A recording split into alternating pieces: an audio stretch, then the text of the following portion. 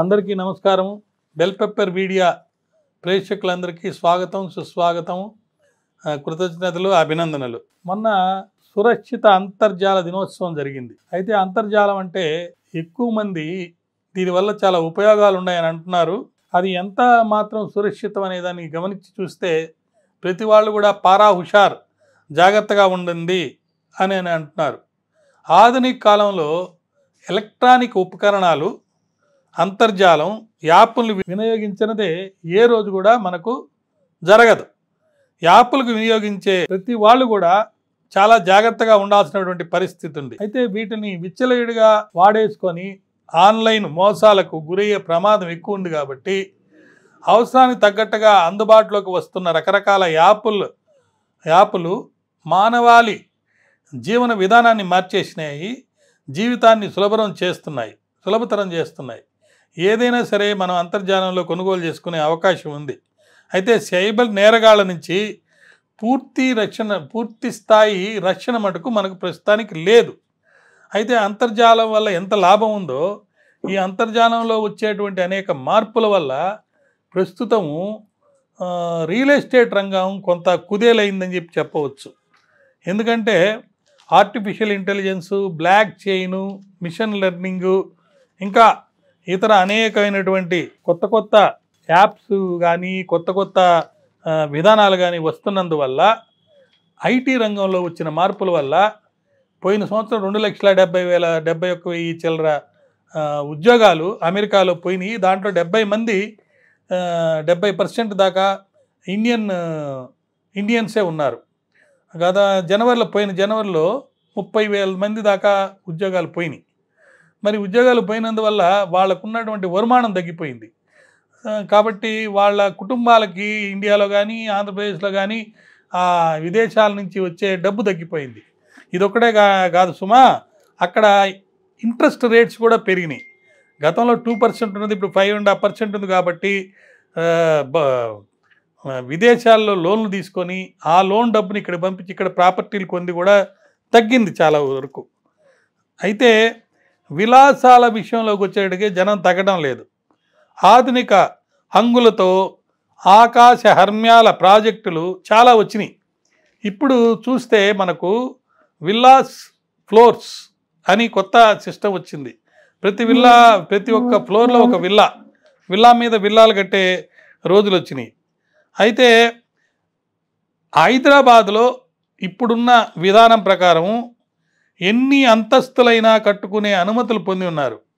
నాకు తెలిసి ఈ మధ్య పుష్పాలగూడలో ఒక సంస్థ 2021లో 48 అంతస్తులు, మరో సంస్థ 35 అంతస్తులకి అనుమతి తీసుకున్నారు. కోకాపేటలో అయితే 58 అంతస్తులుగా బిల్డింగ్ కట్టేదానికి కూడా అనుమతి తీసుకున్నారన్నట్టు. ఆ విధంగా అన్ని అంతస్తులు కట్టి అక్కడ ఇల్లు ఏర్పాటు చేస్తే కొత్త విధానం వల్ల మరి వాటికి ఆ ఇళ్లల్లో ఉండేవాళ్ళు బయటికి వచ్చేదానికి, పోయేదానికి, మళ్ళీ వాళ్ళ నీటి అవసరాలు, వాళ్ళ గాలి అవసరాలు, ఇవన్నిటినీ కూడా ఎలా తీరుస్తారు అనేది ఒక పెద్ద ప్రశ్న. దాంతోపాటు మరొక విషయం ఏంటంటే, కొన్ని ఏరియాస్లో ఏమో బాగా అభివృద్ధి చెంది అక్కడ కార్యాలయాల ఏర్పాటు కానీ, ఇళ్ళ ఏర్పాటు కానీ చేసుకునేటప్పుడు ఎక్కువ స్థలంలో ఎక్కువ పెద్దయిగా కట్టుకుంటున్నారు. కాబట్టి వాటి రేట్లు బాగా పెరిగిపోయినాయి. ఆ రేట్లు పెరిగినందువల్ల ఏమైంది, మరి ఎవరైతే తెలివైన నిర్ణయం తీసుకొని వాళ్ళ బంగారు భవిష్యత్తు కోసం ఎంత డబ్బైనా సరే, అవసరం ఉన్నా లేకపోయినా, మరి దాన్ని ఏమంటారు, లోన్లు తీసుకోవటం. ఆ లోన్లు తీసుకున్నందువల్ల తిరిగి కట్టలేకపోవటం, ఇప్పుడున్న ఐటీ జాబ్స్ కొన్ని పోయినందువల్ల ఆ లోన్స్ తిరిగి కట్టలేనందువల్ల చాలా ఇబ్బందులకు గురవుతున్నారు. అంతేకాదండి, ఇప్పుడు ఏం జరుగుతుందంటే, ఈ స్థిరాస్తికి సంబంధించి అనుమతి లేని లేఅవుట్లు చాలా వచ్చేసినాయి. ఎక్కడ పట్టినా ఒక క్రమశిక్షణ లేదు. శ్రమించి కనకబడి కష్టపడి డబ్బు సంపాదించాలనే ఆలోచన లేకుండా త్వరగా డబ్బు సంపాదించాలని అనుకుంటున్నారు. కబ్జాదారులకి కనక తివాచీలు వేసి మీరు ఏదైనా కబ్జా చేసుకోండి అని చెప్పి అవకాశం ఇస్తున్నారు. ఉదాహరణకి కొన్ని రివర్స్ బెడ్స్ను కూడా ఆక్యుపై చేసేసి ఇంకేం లేదు, అనుమతి లేకుండానే స్థిరాస్తి రిజిస్ట్రేషన్లు కూడా చేసేస్తున్నారు. అనుమతి లేని లేఅవుట్లు రిజిస్టర్ చేసినందువల్ల తదనంతరము బ్యాంకు లోన్ల విషయంలో కానీ లేదా కట్టుకోవడానికి పర్మిషన్లు తీసుకోవడంలో కానీ చాలా ఇబ్బంది అవుతుంది. పాత లేఅవుట్ నెంబర్లు వేసేసి కొత్తగా మరి లేఅవుట్లు వచ్చినట్టు తీసుకున్నట్టుగా చూపిస్తూ వాటిని తక్కువ ధరకు అమ్ముతున్నారు. తక్కువ ధరకు వస్తుంది కదా అని చెప్పేసి ఏం చేస్తున్నారంటే ఎక్కువ మంది దాన్ని కొనేస్తున్నారు. అలా చేసినందువల్ల ఏమవుతుందంటే ఈ అక్రమ లేఅవుట్లు అనుమతులు లేకుండా కట్టి అవి వాటి మీద అడ్వాన్సులు ఇచ్చిన వాళ్ళు లేకపోతే వాటిని కొనుక్కున్న వాళ్ళు చాలా ఇబ్బందులకు గురవుతున్నారు. అంతేకాకుండా మరొక విషయం ఏంటంటే ఇప్పుడు రేరా వచ్చింది. రేరా వచ్చినందువల్ల రేరా అనుమతి కూడా లేకపోయినా కానీ ఉన్నట్టుగా చిత్రీకరించి మరి అమ్ముతున్నారు.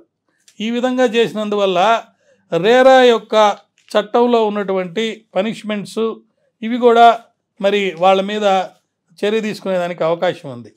కాబట్టి ప్రతి వాళ్ళు ఎవరైతే లోన్ తీసుకుంటున్నారో, ఎవరైతే ఇల్లు కడుతున్నారో వాళ్ళు కొన్ని నియమాలు పాటించాలి. ఉదాహరణకి ఇప్పుడు సర్కారీ లేఅవుట్లో కూడా అక్కడక్కడ అనుమతులు లేకపోతే సరి అయిన స్థలాలు ఉన్నాయా లేదా అంటే డౌట్లు వస్తున్నాయి. ఈ మధ్య కోకాపేటలో అక్కడంతా ఆక్షన్ జరిగినప్పుడు సర్కారీ లేఅవుట్లకు సంబంధించి కొనుక్కున్న వాళ్ళు పాటలు కొనుక్కున్న వాళ్ళు తర్వాత డబ్బులు కట్టలేకపోతున్నారు. అందువల్ల అవి క్యాన్సిల్ అయిపోతున్నాయి. మహానగరం చుట్టూ ఉన్న గ్రామాల్లో ముఖ్యంగా బాహ్య వలయ రహదారి వెలుపల రైతులకు సంబంధించిన భూములను వారి ఇష్టంతోనే సమీకరించి లేఅవుట్లు వేసేందుకు కూడా హెచ్ఎండిఏ గతంలోనే శ్రీకారం చుట్టింది. ఇప్పుడు ఆ రైతుల దగ్గర తీసుకుంటున్నారు. ఆ రైతులకి రియల్గా టైటిల్ ఉందా లేదా అనేది చూసే విషయంలో కొంత ఫెయిల్యూర్ జరుగుతుంది. అదేవిధంగా వీళ్ళ రికార్డ్స్ ప్రకారం అది రైతులే లేదా గవర్నమెంటే అన్నవి ఉంటాయి, కానీ వాటికి సంబంధించి కొన్ని కేసులు ఉంటాయి. ఆ కేసులు ఉన్నందువల్ల ఏమవుతుందంటే ఆ కేసుల్ని కూడా గమనించకుండా లేఅవుట్లు ప్రైవేట్ వాళ్ళు వేస్తున్నారు. గవర్నమెంట్ కూడా కొన్ని సందర్భాల్లో ఆ లేఅవుట్లని మరి అమ్మేస్తున్నారు ఆ ప్లాట్స్ని. మరి ముఖ్యంగా కొన్ని ప్లాట్స్ని డెవలప్మెంట్కి తీసుకొని ఆ డెవలప్మెంట్స్లో ఉన్న ప్లాట్ల ఓనర్స్ని అంటే స్థల ఓనర్ దగ్గర నుంచి కొత్తగా ఇల్లు కొనుక్కోవటానికి వచ్చిన వాళ్ళ దగ్గరగా వాళ్ళయ్యా మీరు పిఎల్ఓటి ప్లాట్ కనుక కొనుక్కుంటే మీకు ధర తక్కువలో వస్తాయి అని చెప్పి వాళ్ళకి తక్కువలో కొని ఇస్తున్నట్టుగా చెప్పి అమ్ముతున్నారు. అప్పుడు ఏం జరుగుతుంది, ఈ ఎఫ్ఎల్ఏటి ఫ్లాట్ కొనడానికి వచ్చిన వాడు పిఎల్ఓటి ప్లాట్కి ఓనర్ అయిపోతాడు. తర్వాత వాడికి డబ్బు కట్టి ఓనర్ అయ్యాడు కాబట్టి డెవలప్మెంట్ ద్వారా వాడికి ఒక ఫ్లాట్ వస్తుంది. అంతవరకు బాగానే ఉంది, వాడికి ఫ్లాట్ వస్తుంది. కానీ వాడు ఇంటి ఓనర్గా అమ్ముతున్నాడు కాబట్టి మిగతా ఎఫ్ఎల్ఏటి ఫ్లాట్స్ కొన్న వాళ్ళందరికీ రేరా యాక్ట్ ప్రకారము ఏదైతే నాణ్యమైనటువంటి ఇళ్ళు ఇవ్వాలో, ఏదైతే నాణ్యమైనటువంటి బెనిఫిట్స్ లేకపోతే ట్రాన్స్పోర్ట్ సిస్టానికి అక్కడున్న ఏర్పాట్లు లేదా వాటర్కి ఏర్పాట్లు అంటే రహదారులు, వాటర్ ఫెసిలిటీ లేదా క్వాలిటీ ఆఫ్ ద కన్స్ట్రక్షను ఇవన్నీ కూడా చక్కగా ఉండయా లేవా, లేకపోతే వీళ్ళే కట్టి ఇవ్వాలన్నమాట. ఒక ఫ్లాట్ కొనుక్కోవడానికి పోయిన వాడు ఫ్లాట్ కొనుక్కోవడం కాకుండా పిఎల్ఓటి ఫ్లాట్ వాడి చేత కొనిచ్చి వాడిని ఈ విధంగా ఇబ్బంది పెట్టడం అనేది చట్టరీత్యా నేరం. అయినా తక్కువ ఫ్లాట్ వస్తుంది కాబట్టి లొంగిపోతున్నారు. అంతేకాదు సుమా, ఏదైనా ఇప్పుడు వెంచర్ అయిపోయింది. సాగు భూమి, చెరువు అటువంటి తేడాలు ఏమి లేవు. వేలాది, ఇందాక చెప్పినట్టు వేలాది అనుమతి లేని లేఅవుట్లు వస్తున్నాయి.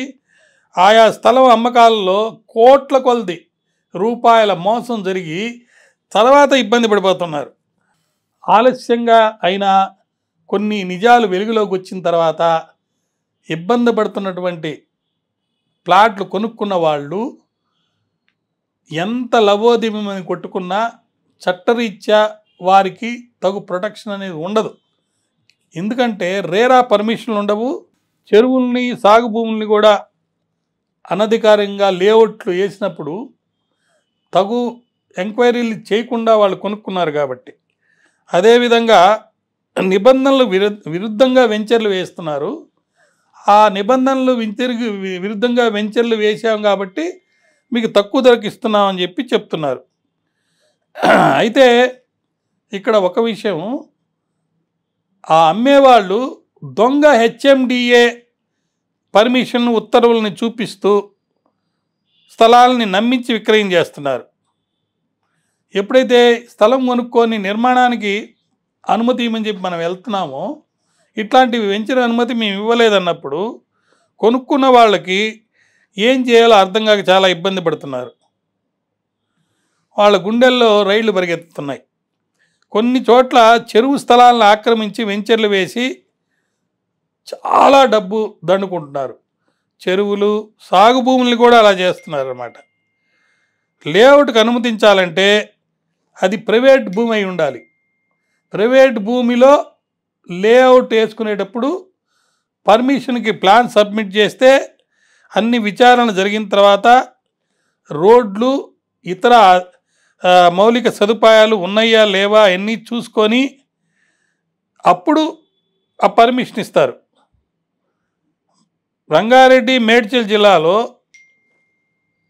స్టాటిస్టిక్స్ ప్రకారం 2000 నుంచి 3000 మధ్య దాకా అనుమతి లేని లేఅవుట్లు ఉన్నాయని చెప్పి తెలుస్తున్నాయి. నాలా కన్వర్షన్స్ అనేవి కూడా జరగకుండానే అమ్మేస్తున్నారు. చెరువులు సాగు భూముల్ని లేఅవుట్లుగా మార్చేటప్పుడు ఏం చేస్తున్నారంటే ఒక పద్ధతి ప్రకారం నమ్మకంగా మోసం చేస్తున్నారు. ఆ మోసం చేసినప్పుడు వీడికి తెలియకుండా కొనుక్కుంటున్నారు కాబట్టి కబ్జాల్లో ఉన్న స్థలాలు కూడా అమ్ముడుపోతున్నాయి.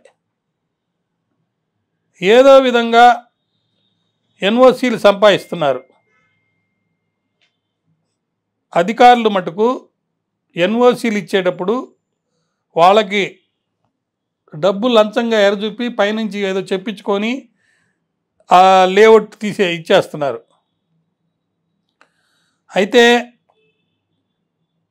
ఈ వెంచర్లలో లేఅవుట్ తీసుకున్న వెంచర్లలో కూడా నిర్మాణాలు జరుపుకోవాలంటే రోడ్లు మరియు ఇతర మౌలిక సదుపాయాలుకి సంబంధించి ప్రాపర్గా ఫిజికల్గా లేకపోయినా కానీ అనుమతులు ఇస్తున్నారు. కాబట్టి తదనంతరం కట్టుకోవడానికి వచ్చిన వాళ్ళు చాలా ఇబ్బంది పడుతున్నారు. కాబట్టి ఇట్లాంటి పరిస్థితుల్లో ఎవరైనా సరే ఒక ఇల్లు కొనాలంటే అది అనుమతి ఉన్న లేఅవుటా కాదా అనేది పూర్తిగా పరిశీలించాలి. అవసరమైతే వకీలు యొక్క ఒపీనియన్ కూడా తీసుకోవాలి. దీంతోపాటు తనకున్న సోర్స్ ఆఫ్ ఇన్కమ్ను బట్టి ఎంత అమౌంట్ లోన్ తీసుకోవాలనేది కూడా చూసుకోవాలి. ఇంటికి లోన్ తీసుకునేటప్పుడు ఒక ఇన్సూరెన్స్ బీమా కూడా చేయించుకోవాలి. అప్పుడే కుటుంబానికి ధీమాగా ఉంటుంది. సంపాదించే వ్యక్తి ఒకవేళ ఏదైనా కారణాల వల్ల అతని యొక్క సంపాదన లేకుండా పోయే అవకాశం వస్తే, ముఖ్యంగా ఐటీ రంగంలో ఉన్న వాళ్ళకి ఉద్యోగాలు పోయేదానికి ఎక్కువ అవకాశాలు ప్రస్తుతం ఉన్నాయి. ఈ మధ్య ఒక కంపెనీ వాళ్ళు జూమ్ మీటింగ్ అని పెడితే అందరూ ఎంప్లాయీస్ జూమ్లోకి వచ్చి ఏదో అనౌన్స్ చేస్తున్నారు, మనకు బెనిఫిట్స్ ఇస్తారనుకొని కూర్చొని ఉంటే వాళ్ళ అధికారి వచ్చి ఒక్క నిమిషంలో మీ అందరినీ మేము పూస్ట్ చేస్తున్నామని చెప్పేసి జూమ్ లింక్ కట్ ఆఫ్ చేసేసి వెళ్ళిపోయాడు. అలాంటి పరిస్థితుల్లో ఉద్యోగం పోగొట్టుకున్న వాళ్ళు మళ్ళీ ఉద్యోగం దొరికేదాకా, లేకపోతే దొరికిన ఉద్యోగంలో వాళ్ళు అనుకున్నటువంటి ఎక్కువ ఆదాయం కూడా వచ్చిందా లేదా వస్తుందా లేదా అని బాధ, ఒకవేళ వస్తే సరైన ఆదాయం రాకపోతే మరి కిస్తీలు కట్టలేని పరిస్థితి ఉంటుందన్నమాట. కాబట్టి ఆదాయానికి అనుగుణంగా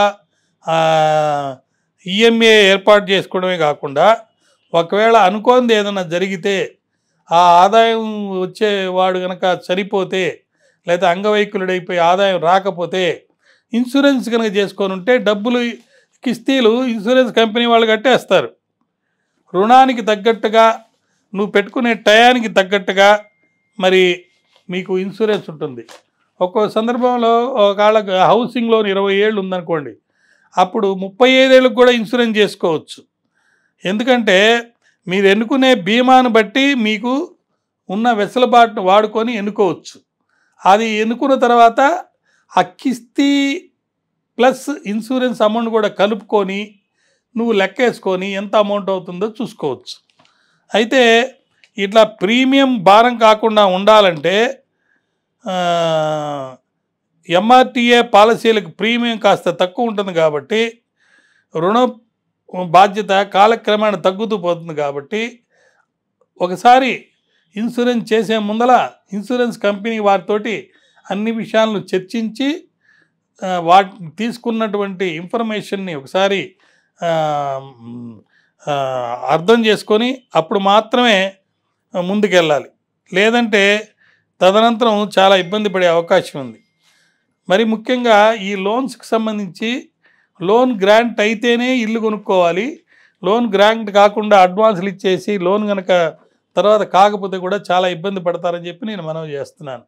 కాబట్టి హైదరాబాద్ నగరంలో రాబోయే రోజుల్లో ప్రభుత్వ పాలసీలతో సంబంధం లేకుండా ప్రస్తుతం ఉన్నటువంటి విదేశాల్లో జరుగుతున్నటువంటి ఆర్థిక రాజకీయ సామాజిక మార్పుల వల్ల ఎక్కువ మంది ఉద్యోగాలకు పోయే అవకాశం ఉంది. కాబట్టి ఇళ్ల రేట్లు తగ్గేదానికి అవకాశం ఉంది. దాంతోపాటు ఇళ్ళని ఎక్కువ కొనేదానికి కూడా అవకాశం లేదని కూడా నేను మనవి చేస్తున్నాను. కాబట్టి ప్రతి వాళ్ళు కూడా ఇల్లు కట్టి చూడు పెళ్లి చేసి చూడు అంటారు. ఇల్లు కట్టడం అయినా కొనటం అయినా కానీ చేసేటప్పుడు అతి జాగ్రత్తతోటి చేసుకుంటే తప్ప జీవితంలో అనేక లోటుపాట్లకు గురయ్యే అవకాశం ఉందని మనవి చేస్తూ సెలవు తీసుకుంటున్నాను. ధన్యవాదాలు.